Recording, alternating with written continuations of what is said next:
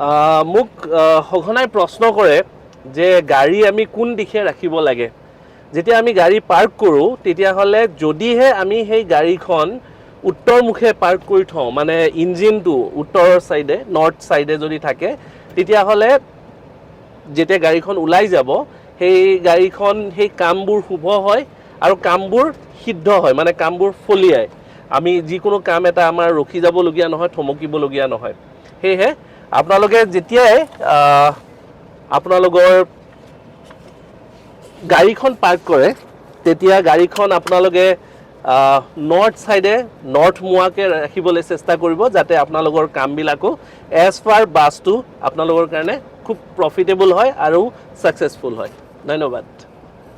আপুনি যদি জীৱনত কিছুমান সমস্যাৰে যুঁজি আছে আৰু সেই সমস্যাৰ সঠিক সমাধান বিচাৰি পোৱা নাই, তেনেহ'লে ইয়াৰ সঠিক সমাধানৰ বাবে আজিয়ে যোগাযোগ কৰক বিক্ৰমাদিত্য এষ্ট্ৰ এণ্ড স্পিৰিচুৱেল চেণ্টাৰত। যোগাযোগৰ নম্বৰ 8822332200।